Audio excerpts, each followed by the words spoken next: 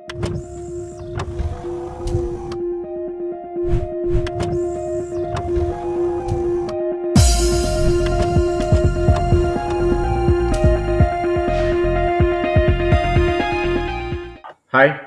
Welcome to ANR tutorials.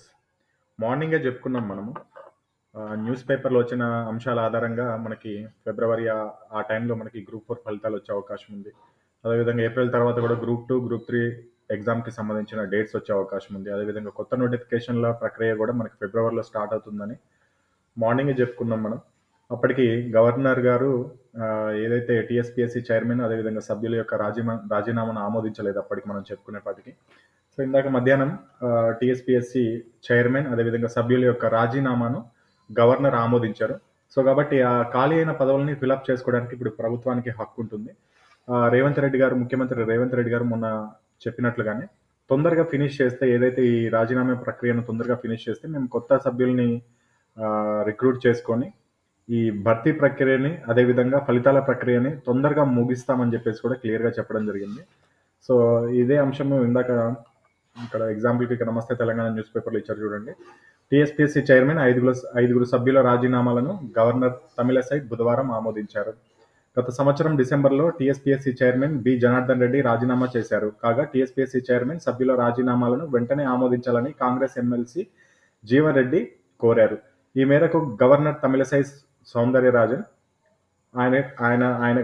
ఆమెకి లేఖ రాశారు. టీఎస్పీఎస్సీ చైర్మన్ అదేవిధంగా సభ్యుల రాజీనామాలు చేసి నెల రోజులు గడుస్తున్నా కానీ గవర్నర్ వాటిని ఇంతవరకు ఆమోదించలేదని అన్నారు. అదేవిధంగా టీఎస్పీఎస్సీ చైర్మన్ లేకపోవడంతో ఉద్యోగాల భర్తీపై ఎలాంటి నిర్ణయం తీసుకోలేకపోతున్నామని లేఖలో పేర్కొనడం జరిగింది.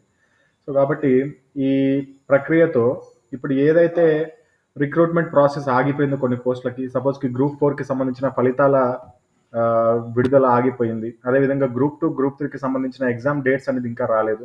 అదేవిధంగా గ్రూప్ 1 గురించి ఇంకా క్లారిటీ రావాల్సింది. ఈ ప్రక్రియ అంతా తొందరగా వచ్చే అవకాశం ఉంటుంది.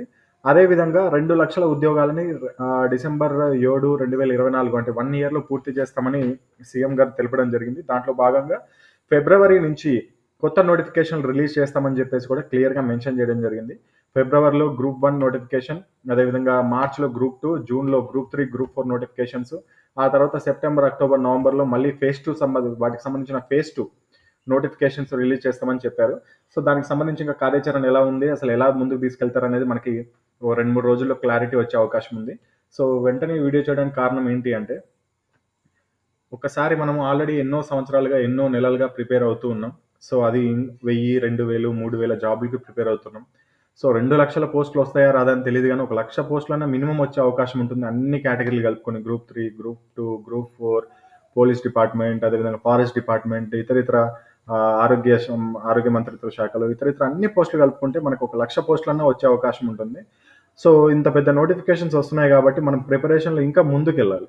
సో ఇప్పటివరకు ఎంతవరకు చదువుతున్నాం? రోజుకి 4-5 గంటలు చదువుతుంటే ఇప్పుడు దాన్ని డబల్ చేయండి. 1 ఇయర్ మంది కాదనుకుని ప్రిపేర్ అవ్వండి. ఈసారి వస్తే ఈ దెబ్బలోనే రావాలి జాబ్ అనేది, లేకపోతే ఇంకా మళ్ళీ 5 సంవత్సరాల వరకు నిరుద్యోగాన్ని ట్యాగ్ వేసుకుని తిరగాలి. కాబట్టి తొందరగా మనం ప్రిపరేషన్ అనేది స్టార్ట్ చేయడానికి ప్రయత్నిద్దాం. ఇంకా దీనిపైన ఏమైనా డౌట్స్ ఉంటే కింద కమెంట్ సెక్షన్లో అడగండి. అందరికీ రిప్లై అవ్వడానికి ప్రయత్నిస్తాను. All the best. జై హింద్.